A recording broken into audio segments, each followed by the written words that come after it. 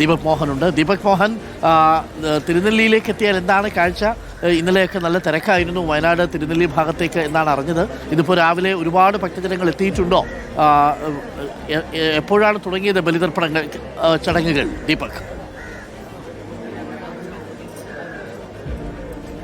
Doctor Arunkumar, ദക്ഷിണ കാശി എന്നറിയപ്പെടുന്ന ബലിതർപ്പണങ്ങൾക്ക് പേരുകേട്ട ക്ഷേത്രമാണ് തിരുനെല്ലി. ഈ തിരുനെല്ലി ക്ഷേത്രത്തിൽ ഇന്ന് പുലർച്ചെ 3 മണി മുതൽ തന്നെ ബലിതർപ്പണ ചടങ്ങുകൾ ആരംഭിച്ചു. ഇപ്പോഴും നമുക്ക് ദൃശ്യങ്ങളിൽ കാണാം, നിരവധി ഭക്തർ ബലിതർപ്പണ ചടങ്ങുകൾക്കായി എത്തിക്കൊണ്ടിരിക്കുകയാണ്. 3 മണി മുതൽ തന്നെ ആ ക്ഷേത്രത്തിന് സമീപത്ത് നിന്ന് പാപനാശിനിയിലേക്കുള്ള പ്രദേശങ്ങളിലൊക്കെ തന്നെ നിരവധി ആളുകളുടെ വലിയ നീണ്ട നിര തന്നെ ഉണ്ടായിരുന്നു. ഇപ്പോൾ അല്പം തിരക്ക് ഒഴിഞ്ഞിട്ടുണ്ടെങ്കിലും ബലിതർപ്പണ ചടങ്ങുകൾ കാര്യമായി തന്നെ പുരോഗമിക്കുകയാണ്. ഈ ബ്രഹ്മഗിരി മലനിരകളിൽ നിന്ന് ഉത്ഭവിക്കുന്ന പാപനാശിനിയിലാണ് അതിൽ മുങ്ങി നിവർന്നതിന് ശേഷം മോക്ഷം ലഭിക്കാനായി ആയിരങ്ങളാണ് ഈ ബലിതർപ്പണ ചടങ്ങുകൾക്കായി എത്തിയിട്ടുള്ളത്.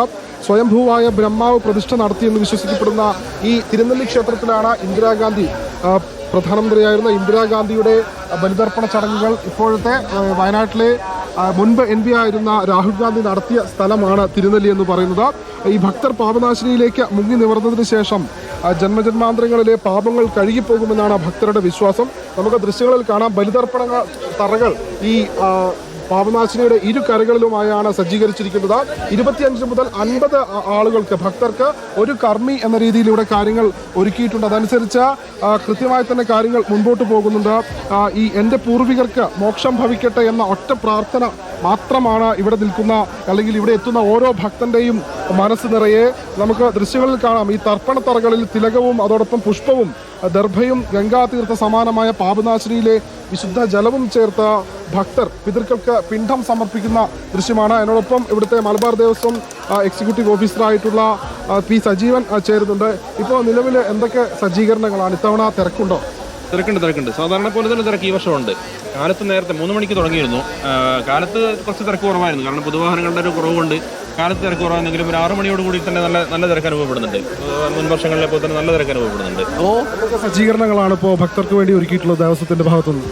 ഈ വർഷം തന്നെ ഒരു മാസം മുമ്പ് തന്നെ നമ്മുടെ മുന്നൊരുക്കങ്ങൾ തുടങ്ങിയിരുന്നു. അത് ഗവൺമെന്റ് വിവിധ ഡിപ്പാർട്ട്മെന്റുകൾ യോഗം ചേർന്നിരുന്നു. അതിന്റെ ഭാഗമായിട്ട് സബ് കളക്ടർ ഓഫീസിൽ 3 അവലോകന യോഗങ്ങൾ നടന്നിരുന്നു. സബ് കളക്ടർ നേരിട്ട് വന്ന് ഇന്നലെ സ്ഥിതികളെ വിലയിരുത്തിയിരുന്നു.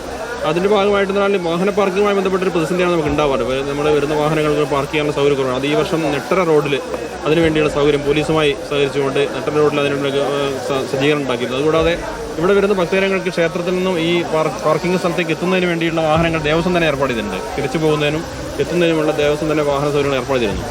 അരുൺകുമാർ, അതായത് സജ്ജീകരണങ്ങൾ അല്ലെങ്കിൽ എല്ലാ സംവിധാനങ്ങളും തന്നെ ദേവസ്വത്തിന്റെ ഭാഗത്തു നിന്ന് ഒരുക്കിയിട്ടുണ്ട്. ഉച്ചയ്ക്ക് 12 മണി വരെയാണ് ഈ ബലിതർപ്പണ ചടങ്ങുകൾ തുടരുക. തിരക്കൊഴിവാക്കാൻ പ്രത്യേക ബാച്ചുകളായാണ് ഈ ഭക്തരെ തർപ്പണത്തറകളിലേക്ക് കടത്തിവിടുന്നത്. ഏതായാലും നിയന്ത്രണങ്ങളുണ്ടെങ്കിലും അതോടൊപ്പം എല്ലാവിധ സംവിധാനങ്ങളും ഒരുക്കിയിട്ടുണ്ട്.